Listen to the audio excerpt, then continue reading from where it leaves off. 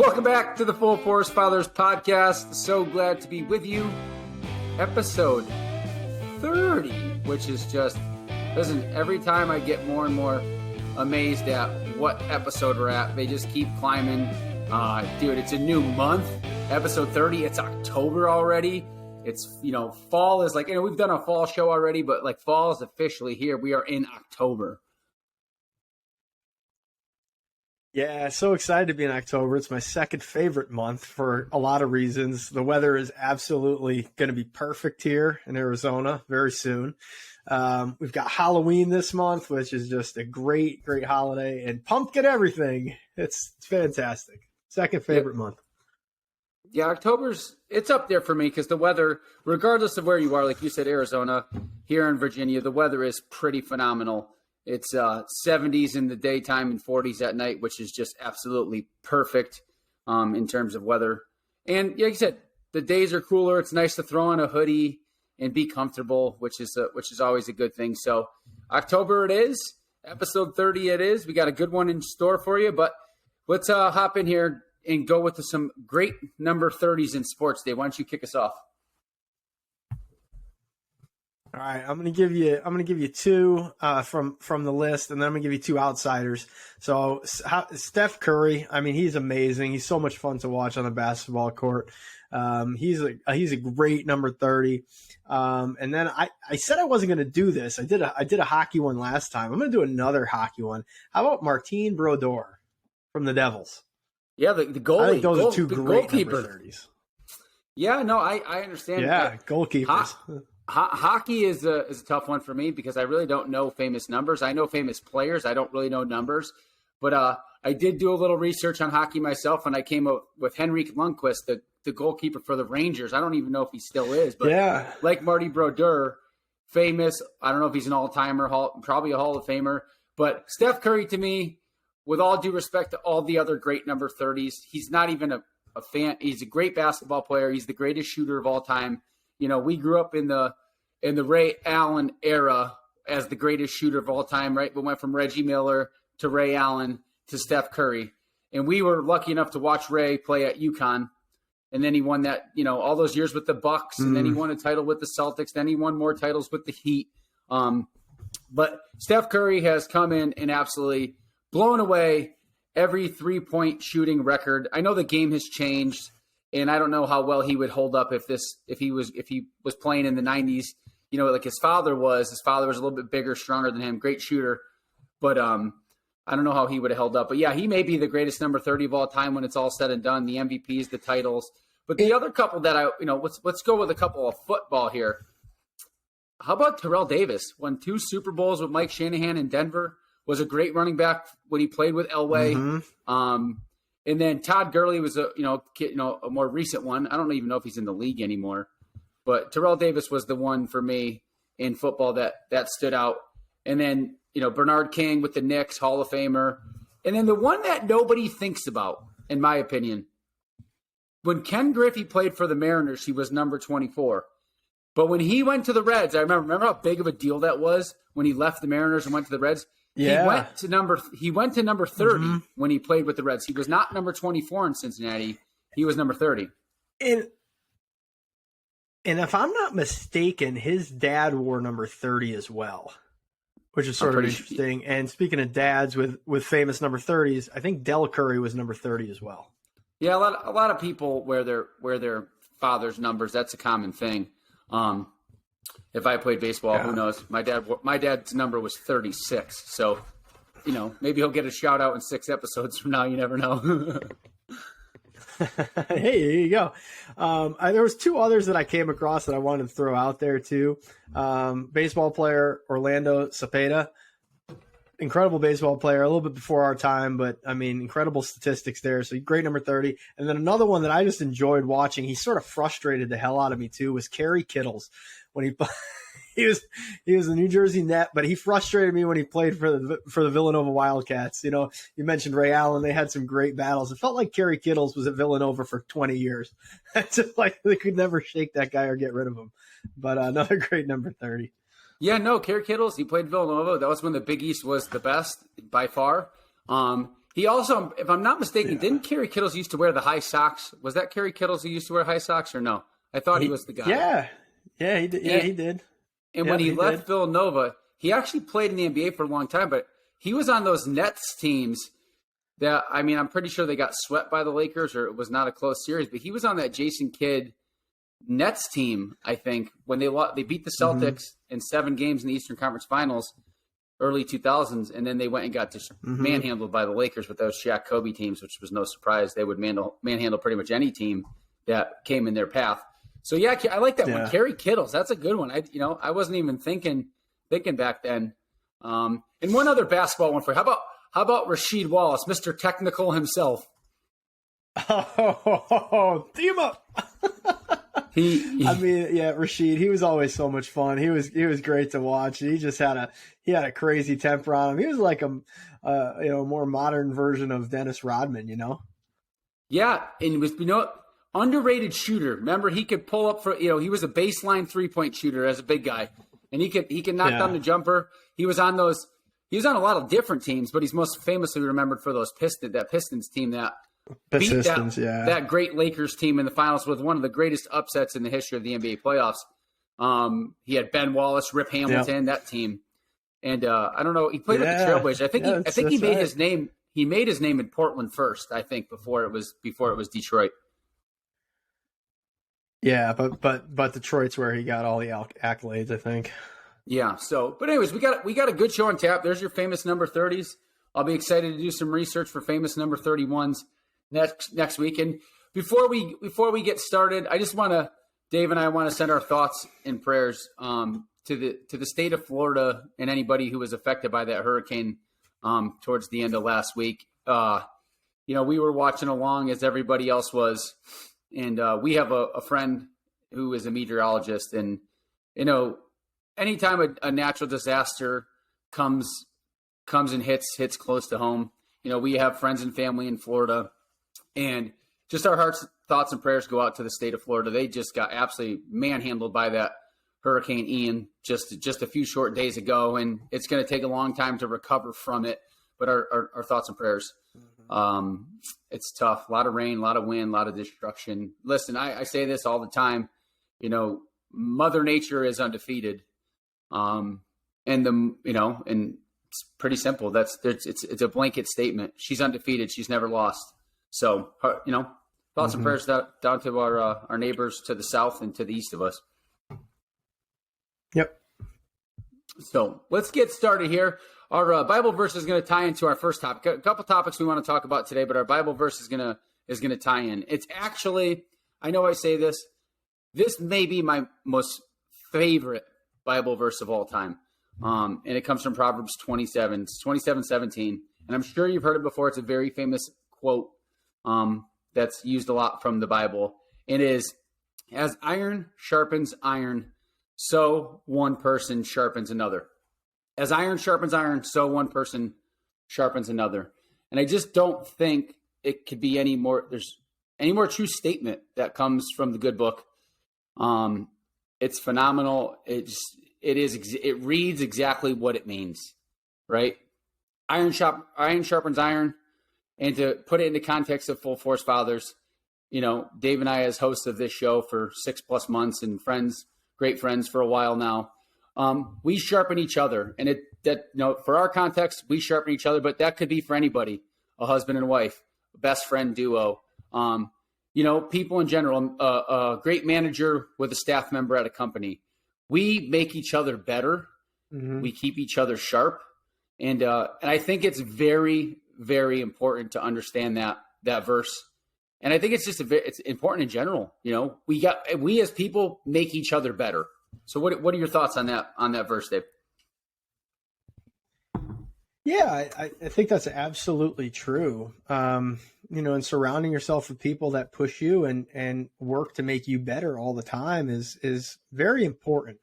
Not just for day-to-day life, but growing stronger and building a healthier future moving forward.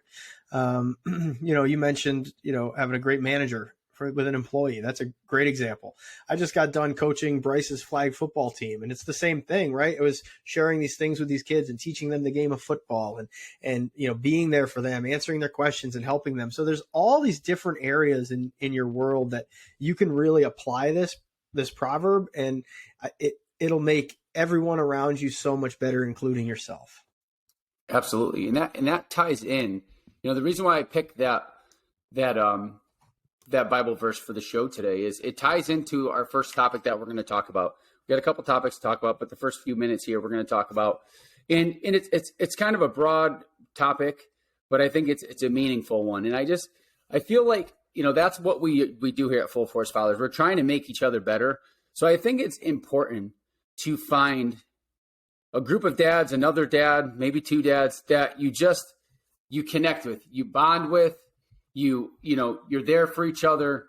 I mean, it's hard to do because, we're dads, right? We're not supposed to, have any sensitive feelings and yada, yada, yada. But that's not what I'm bringing up here. I'm just saying how important it is to have another one or two dads, or maybe a group of dads that, you get together and hang out on a weekend or on a guy's trip, or just make phone calls, shoot texts. I mean, I have a core group, and I know Dave does. We're part of that same core group. There's 4 or 5 of us that, we lean on each other no matter what it is. If I gotta, and it ties into Full Force Fathers. If it's a money thing, we know we're all going to Dave. If it's a fitness thing, everyone's going to text me, and I can't stress enough how important it is to have an outlet, because we have busy lives, right? We have spouses, we have kids, we have jobs.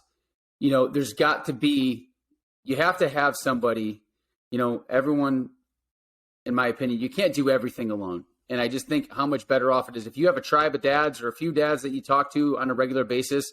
They just make you better in every aspect of your life, whether it's parenting, like I said, financial, physical, whatever it is, Dave. I mean, what are your thoughts? I mean, this is kind of an open-ended topic that I wanted to discuss today. So I kind of want to just go back and forth off each other a little bit and see what you have, what you think of it, and just put some stuff out there for the listeners that maybe they haven't thought of or whatnot. Yeah, it's interesting. I mean, you're more of an extrovert than I am. I'm certainly more of an introverted person. So I find it harder to go out and seek people out and have those conversations. And I'm grateful to have someone like you who always, you reach out to me for sure and check in. How we doing? Thinking about this, that, the other thing, which is great. And I've started to expand, and get out of my comfort zone a little bit. I make phone calls to people more now. And I've benefited from that. And like you said, just bouncing ideas off of other dads, having conversations, seeing that some of the problems you're having in your own life, some of the difficulties you're having, other people are having the same things, and maybe they got different strategies to work through those things as well. So I think it's really important to, like you said, have a core group of people that you reach out to. And just have those conversations. It's all right. We are in a difficult time right now that we haven't seen in, our adult life for sure. So to just bottle it up and think, you got this, you can take it, do whatever you need to do on your own is a little short-sighted. And I think you need to, lean on people. That's what people are there for. That's what friends are there for. And if they're not, then they're probably not a good friend to begin with. Yeah, no. And I have, and if you're wondering, well, how do you do something like that? I mean, every day, there's four people that I text every morning. Good morning. Have a good day. What's up, buddy? How you doing, brother? Happy Wednesday. Whatever the case may be. I have that core, and that's that little bit. It spurns it. It can roll into whatever the topic of the day is. And from a personal standpoint, Dave and I have both been experiencing. I don't know. I don't want to use the word turmoil, but we've both been experiencing some changes here recently. As you guys know that follow the show, what I do for a living, I'm in the mortgage industry. And right now it's to try to laugh it off is tough, but it's not a great time. Rates are high. The market's out of control. There's so much volatility. And then in your life, Dave, with potential career changes and things of that nature that have happened or may happen in the future, I think it's vital how much I've leaned on you and vice versa, because I know there's days where I'm like, Dave, I don't know what to do, man. Sell everything. I'm over this. need a new, and then there's days where it's, where it comes back my way and I'm like, dude, step away from the cliff and relax. And the big view of it is I have 4 or 5 guys in my life that's what we have these conversations. Obviously you and I is a big one because we do the show together and we talk to each other, but there's 3 or 4 other guys, same way, and we all come from different walks of life. So I think there's something to be said for, we all can chip in and help each other out in different ways. Yeah. And yeah, you have different friends and different people that you lean on for different things. And you said that at the beginning, I might not be the person you come to for certain advice, but there's some things that I might be your go-to person for. And that's important to have different people that you can reach out to, but it's important to stay in touch with those people regularly. Don't just reach out when you need something, build that friendship, build that allegiance together, so that you have each other to rely on, because it is so important to maintain those relationships so that you just keep building and strengthening yourself and whoever you're talking with. Yeah. I like what you said there. Don't just do it when you need something. Do it because you truly care. And you've heard me say this before, that, good shit reciprocates in this world. If you do good, you'll receive good. So don't, like Dave just said, don't do it just because all of a sudden you're in a jam or in a pinch and you need something. So you run to the person that you think will be there. Like, truly be there for somebody else is, it's a lost art in this technologically driven world that we live in right now. This lack of personal communication world that we live in right now. And I think it goes a long way. And when you're there, be present, right? Mm-hmm. It's easy to be there in body. It's not necessarily so easy to be there in mind. And you just said it, technology, right? It gets in the way. We were having a conversation a week ago and you called me out. You're like, what the fuck are you doing? I'm like, what do you mean? You're not listening to me. Yeah. And I'm like, of course I'm listening to you. He goes, no, you're not. You're like, no, you're not listening to me. There's 2 seconds of pause before your answers. And he was right. I was dealing with emails. I was dealing with text messages coming in, and I wasn't focused on our conversation. And I appreciate you calling me out on that. And you said, I do the same thing to you. And I'm like, I know, I just don't call you out on it. But I know there's moments where your mind is elsewhere. So when you're in those moments and you're having those conversations, just be present. Put the other stuff away and have the conversation and use that time as a building experience. Yeah, no, yeah, absolutely. And if you don't know kind of what, who to talk to or what to do, like, the easiest thing to do is to pick up your phone and just send a text or give someone a call that you haven't talked to in a while. It could have been a best friend for a long, long time. Then you guys kind of grew apart or moved or whatever. Just shoot them a text. Say, hey man, what's up? Hope all is well. Let the conversation grow from that. Let it grow on its own. Let it grow organically. Don't force it. And I think you'll see a big difference in your life. My buddy Chris, we were texting. I used to work with him, and this is an example of how we've helped each other out because he's in my industry and he's really good when it comes to what I do. So I lean on him a lot when it comes to work, and the vice versa. He's been trying to get his ass in gear and get back in shape. So he's been leaning a lot on me when it comes to the physical fitness side of things. And, without even knowing, it's nice to get a text message from him saying, hey brother, thanks for helping me out, dude. I said this to him, your insight helped me out on this, that, and the other thing for work. And when to get a return message, man, thanks. I really appreciate it. You've kicked my ass in gear and I'm down 12 pounds and I'm out of bed every morning at 4:30 and I appreciate it. So like I said, it does go a long way, and let those conversations, you're gonna naturally draw to people with similar interests and things, but you're naturally, let your conversations grow organically and let it go that way. Yeah, couldn't agree more. I think it's such an important thing to focus on. So if you're not doing it, start doing it. One of the things when I jumped into the real estate full time, one of the things I was most nervous about, and as an introvert, I'm sure it probably won't seem too far off, is picking up the phone and going through my entire contact base and reaching out to people and just saying hello, let them know what I was doing, here to help if you need anything. And having some of those conversations with people I hadn't talked to in years. And by the time I got done going through the list, I was so grateful. And, people were like, why haven't you called before? I was like, I don't know. That's a great question. And, it's great to kind of reestablish those conversations and pick up those friendships, because people, again, iron sharpens iron, and you can learn so much from everybody else. Yeah. And in some of those conversations that Dave and I have been having recently are going to tie into our second topic of the day today. And that's, Dave was really spearheading this one, and I'm going to let him run with it, but I always do the segues here. And I've been not panicking per se. Neither one of us has been panicking, but now is not the time. I'm going to let Dave run with this, but now is not the time to panic. Yeah, you hit it. I mean, now is not the time to panic, but you see stories on the news, you run into people at the store, your friends, people are talking. Everybody's freaking out right now.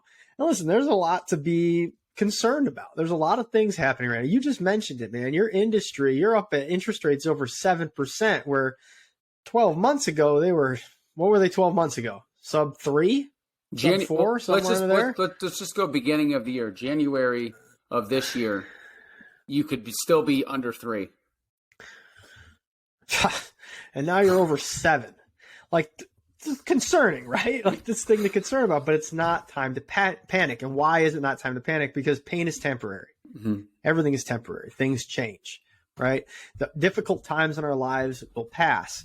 You lose your job, time will pass. You'll find another job. Things might be difficult for a little while, but you'll get through it. It's not time to panic. You don't want to spend your time worrying and panicking about things that haven't happened yet if they haven't happened. So, those are the conversations that Brett and I have. It's about that. It's all right. Interest rates are high right now. Yep, they are. They're going to come down.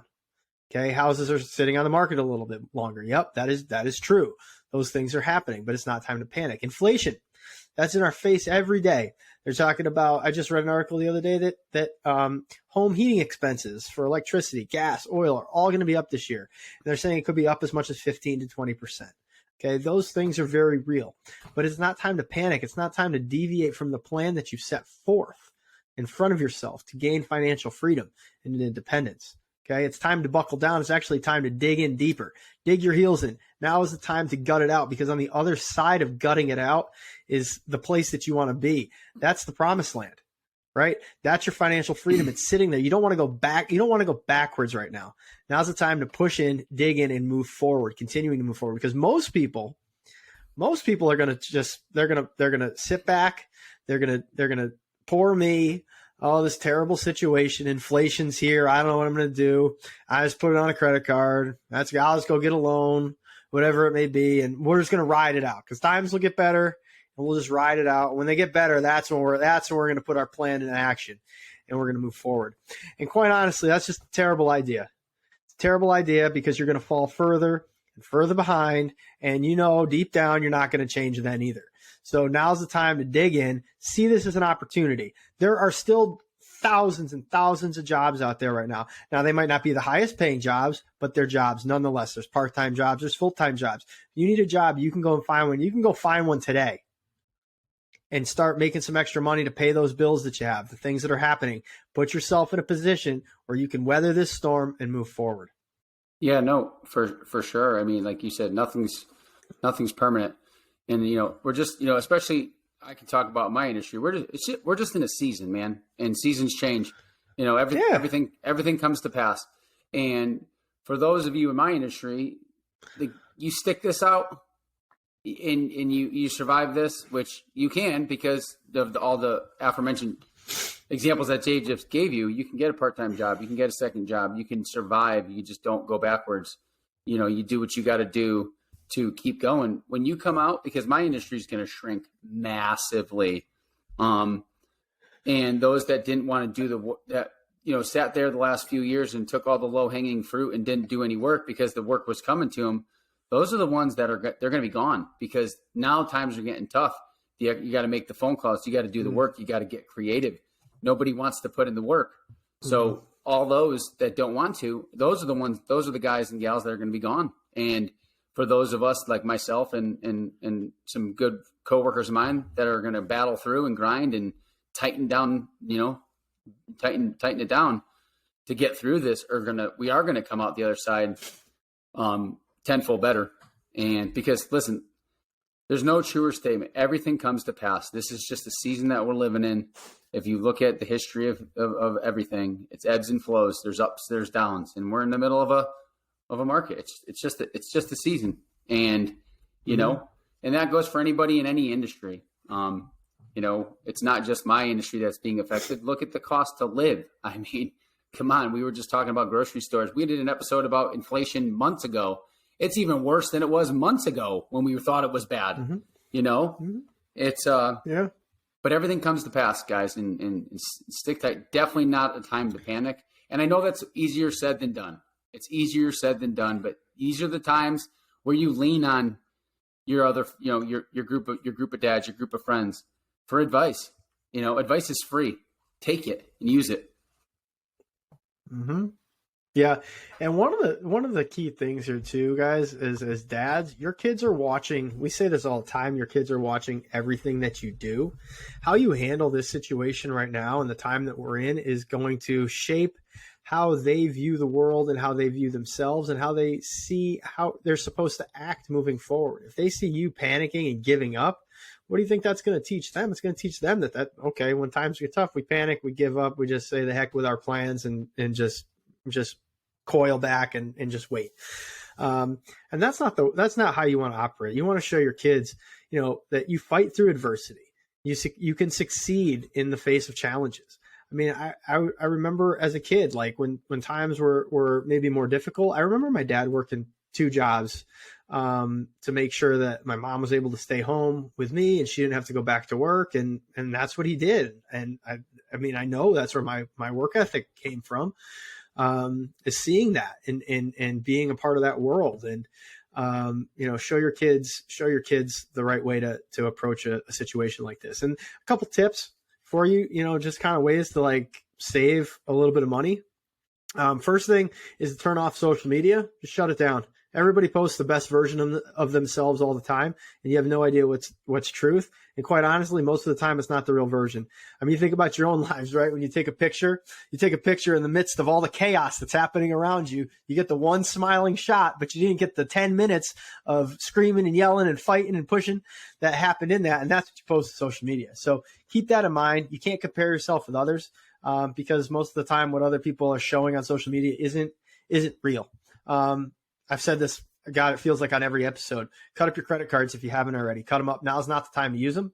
It's just going to dig yourself a bigger hole that you're not going to be able to fill in later. Go get a second job. Now's a great time. You don't have extra money anyway to go out and do things, so you might as well spend your time, make a little extra, put money towards your debt, put money towards your savings goals, and start continuing towards your financial freedom. This is a great time to call and check for pricing. Internet. Do they have any deals? TV subscriptions, music subscriptions, insurance, any other monthly services you have. Now's the time to take stock of that. Look at what you're spending money on and what you're actually using. I mean, how many people, we talked about this, have gym memberships that they never use? How many times, like you have an NBC subscription to something that you never turn on NBC or Apple TV or whatever it may be. Cut it. You don't need it. Cut it for now. Pain is temporary. You can add those things back into the budget when things get a little bit easier, things start to normalize, and you can get back to life then. Because again, pain is temporary. And I'm going to back you up here because the social media thing that you mentioned, and as I don't think I've mentioned it on the show, but just a few weeks ago now, I told Dave, I said, I'm going off social media. And Dave has been telling me for a long time to do this because Dave is notoriously deletes them. And then when he's, when there's less distraction and stuff, he'll get them back and then he'll delete them again. So I said to myself, and I couldn't tell you the last time I didn't go on social media, whether that's Instagram, Facebook, Twitter, yada, yada, yada. So I one morning called Dave and I said, Dave, I'm not going on social media today. So I'm taking a day off. He goes, good. So I did exactly that. I didn't open social media, any of them. And then the next day came along. He said, Dave, I'm going to go from one. I'm going to do 3 days. I'm going to go 3 days. I did 1 day. World didn't end. Now I'm going to try to double it up plus one. So then I went 3 days. 3 days, no social media. And I was like, wow, this is cool. I find myself more engaged at work. I find myself more engaged doing other things around the house, helping out with Andine and the kids in school and all this other stuff. So then I took it and I said, you know what? I did, and I was telling my buddy Chris, and he's like, dude, no, I'm going to do it. So Chris got on it. And then 3 days turned into 5 days.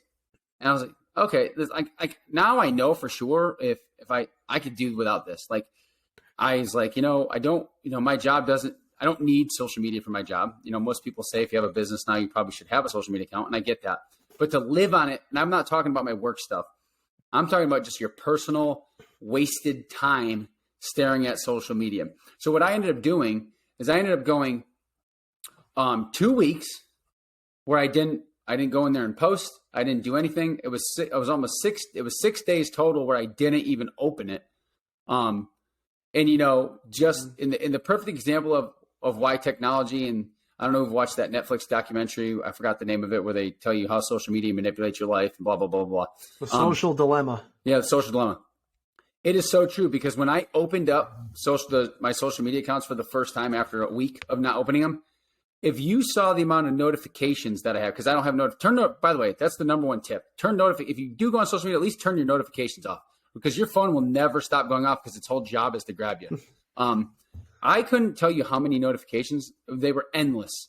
How many complete bullshit notifications that Instagram and Facebook just created because I wasn't on there.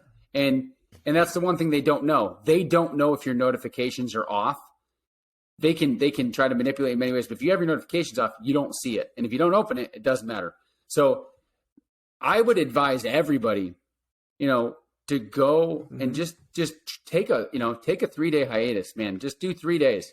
Do 3 days without it and see how you feel. Because the one thing that after all was said and done, A, nothing bad happened to me by not going on social media. And B, Dave and I just discussed this last week. The amount of screen time that dropped on my phone was my screen. I kid you not.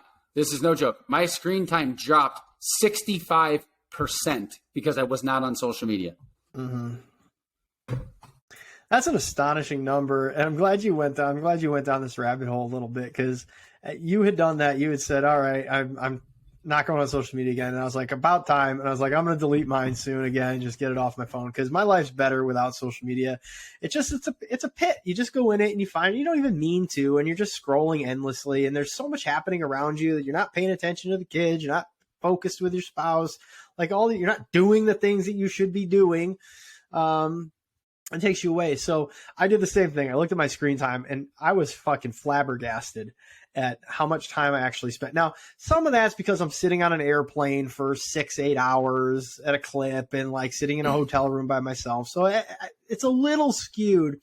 But there was one day I remember telling you, I woke up and I'm like, all right, today's the day I'm going to change my screen time habits. And the way I'm going to do that is every time I pick up my phone with zero purpose. It's not to actively check an email or check a text message. I just pick it up because it's a habit. I'm going to do 10 push-ups. So I'm going to make this benefit to myself because I know I do it a lot. I ended up doing 90 push-ups that day. Man, was I sore. I hadn't done 90 push-ups in a really long time. And I had done 20 push-ups in the first 20 minutes of my day. And I was like, this is sickening. You get out of bed, you stand up, you pick up your phone. It's like, why did I do that? I had no need to do that. No reason whatsoever. But yeah, so those types of things, you take a look, flip the screen time, see what it tells you about yourself and your habits. And I bet you're going to be surprised. Yeah. The other thing I know I was. The other thing you could do too, for those of you that just cannot resist the temptation, which I didn't know this, Carp actually told me this when I was on my social media hiatus. You can actually go into your phone and set time limits for apps, which I didn't know because I'm very technologically inept. But you can set time limits for apps. So he sets his, I don't know what the number is, but he sets his time limit at 30 minutes a day or something. And then when you hit that 30 minutes, your phone actually sends a message. All right, you've reached your allotted time limit. Now, granted, it doesn't boot you out. It says, do you want to continue or do you want to leave? But if that's a measure for those that just really are so drawn to it. And maybe that's a measure instead of, listen, just like anything else that's addictive, cigarettes, alcohol, your social media, your phone it's an addictive trait. So maybe if you're one of those wild, crazy people that literally live on social media all day long, maybe you should just set time limits, set an hour a day or, and then try to slowly wean yourself down. No, I'm an all in guy. I don't do the dip my toe in the, listen, I'm jumping in the pool, whether it's hot or cold. Shut the damn shit off for 3 days. I'm telling you, you will feel so much better. You will be so much more engaged in your outside world and your outside life if you would just shut it off entirely for 3 days. And just, you're going to feel better. You're going to, because it's amazing how many times, like here we are recording a podcast. Here's my phone right next to the computer, right? Just in case what? Just in case what? If I get an email, if I get an email or a text right now, I'm not going to check it. I'm recording, but it's so habitual. Yeah. There it is. Yeah. So, this guy, that's like you leave the house, you leave the house and you got to have your car keys. For some reason, we got to have our cell phone. I mean, when Casey and I go for walks at night, we usually go after dinner. It's usually around 6:30, 7 o'clock. And we both have to bring our phones with us. Yeah. Why? Why do we have to bring our phones with us? Yeah. I'm like, the only two people I talk to on a regular basis are my dad and Brett. They're both on the East Coast. They're asleep by now. So, so who's going to call? Yeah, no, you're one. In case of emergency. In case of emergency, just like a credit card. In case of emergency. No, it's all bullshit.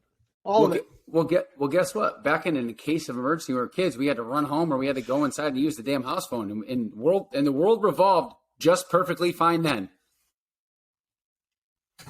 Yeah, sure did. But So, I mean, we definitely just went down a rabbit hole on the social media thing. But to kind of wrap up today's episode, touching on the big points. All right. Find yourself a friend, a few friends. You may already have it. And if you do, great. Find a way to strengthen those bonds and really be able to lean on each other. While, especially through these times where the last thing you want to do is panic. Really focus on a tribe and getting yourself a group. And that's why we're here. Mm-hmm. At the end of the day, that's why Full Force Fathers here. We're here to put a show out every week, but we're also here if you want to send us a message or shoot us an email or shoot us a text, you want to give us a call. Like that's why we're here, because it's in this time, especially in this time that we're living right now, it's never been more important to have someone or a bunch of people that you can really lean on. And to reiterate Dave's point, this is not the time to panic, and those tie into each other, because by having someone to help you through hard times, talk you through things, talk you off of cliffs, it really makes a big difference. Yeah. So, there's one thing I wanted to touch on, Brett, at the end of this, and I mentioned this to you last week. Mm-hmm. It's interesting. It's sort of like a divine intervention situation. Okay. So a couple months ago, through this, faith is a big part of Full Force Fathers and who we are. So I want to strengthen my faith, though, you are as into faith as anybody I know. So you gave me, the direction, which Bible to get, where to start. So I did. And I started reading the Bible. And times got busy. I kind of fell off of it a little bit for a couple of weeks. And last week I picked it back up again, and I was like, nope, I've got to do this. And I was going to Austin for work. And the Bible it's got so many pages in it, right? It's so hard to like find your spot and keep it in the back of your mind. So I was like, I'm just going to throw a bookmark in. I don't have any bookmarks. So I grabbed a business card out of my drawer. Now this is a random, it's a furniture business card from Ashley Furniture. Casey and I went and got a new couch not too long ago. And I had this, and I don't know why I kept it, and I threw it in my drawer. And the guy's name on the outside is Tom. That's his business card. Okay. So I put it in, and I went about my business. I didn't look at the back of the business card. Got to Austin, I'm reading, and I open up the Bible to where I started, and I took out the business card, and for some reason I flipped it over. And I looked at it, and I was baffled. I couldn't believe what was in front of me. And I say that because I'm going to hold it up to the camera, and I hope that there it goes. Can you see it? Yeah, I can see it. Can you see what it says? Yeah. It says Jesus. And I just had to take a moment and just reflect on what I thought had just happened. This was a sign from God that like I was doing what I should be doing. And I picked up this Bible and reading it and following it and going to church and, just living my life in that way, so that he's there, supports what I'm doing, and is watching out for me, my family, and everything. And that was just such a powerful thing. I remember as soon as I got done reflecting on it, I took a picture, I sent it to you, and I called you, and you hadn't even gotten the picture yet. I was like, I got to dive into this story. But it's just one of those things, like there is a higher power at work in everything that we do. And if you live your life the right way, it's all going to work itself out. And I think that just goes back into the topic of now's not the time of panic. There's a power at be that's going to take care of you if you're doing the things you need to be doing. Yep. You're absolutely right. God's plan is much bigger than ours. No doubt about it. And it's interesting how these stories pan out and how they work, just like totally random, boom, all of a sudden you got a business card that says Jesus on the back, it's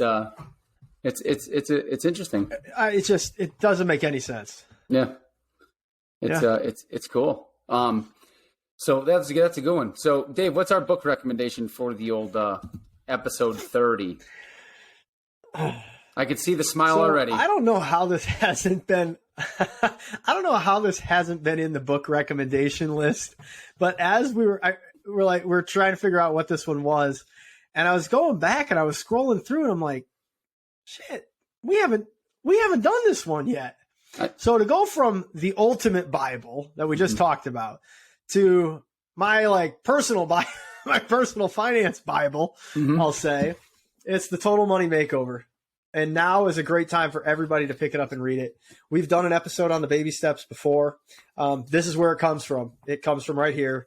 It's by Dave Ramsey, The Total Money Makeover. It's probably the greatest single book you'll ever read if you want to change your financial future. It gives you all the steps. It gives you the blueprint, lays it out there. The only thing it costs is for you to get the book. And it is worth every freaking penny because it will change your life dramatically if you apply the things that are in it. Is it easy? No, it's hard. Everything that's worth getting in this world is hard. And if you apply these principles, we've talked about it before, the average person is out of debt in less than 24 months. You can do this. And what a better time to start than now. I don't know what a better time would be. Now is the time. Everything, it's just coming from all directions. Show the world that you got this. Pick up this book and kick some ass and get to your financial freedom. It's a great book. And two things. I got to read a copy from you, signed by the man himself, Dave Ramsey. So I got a one up on everybody. You got the autographed copy right here. That's right. I got a one up on everybody. I got to read the signed copy by Dave Ramsey, by the king himself. Okay. And the second thing that I saw this quote, and I'm sure many of you have heard it, and maybe it doesn't resonate with you, and maybe it does. Being financially, like Dave just said, it's not easy. It's hard, right? So being financially free, being rich, being wealthy, being independent, right? Let's just say being financially free is hard, right? But being broke is hard as well. So choose your hard, okay? Being wealthy is hard. Being broke is hard. You make the choice. Which hard do you want to choose? I can tie it into anything. Being fat is hard, and being in shape is hard. Being healthy is hard. Being unhealthy is hard. You choose which one you want to select and move forward with. And to tie it back again to what we just talked about, pain is temporary. Okay, to go through this process to get yourself out of debt, it is temporary. And what's on the other side of that is incredible. Okay. So it's temporary. If you live a life of debt, that's permanent. You're there. That's the life. So the stresses that you have while you're in debt are never going to go away. You're not going to out earn your stupidity with debt and your use of debt. Okay. It's just not going to happen.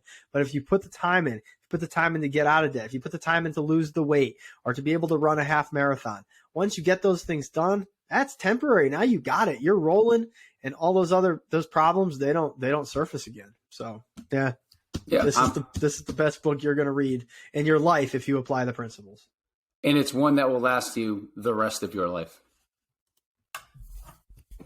Yep. Yeah. Yep. For sure. I couldn't agree more with today's book recommendation, especially in the times that we're in right now. Don't panic, guys. Listen, everything comes to pass. Yep. Take us on home, Dave. So wrapping up episode 30. Thanks for listening.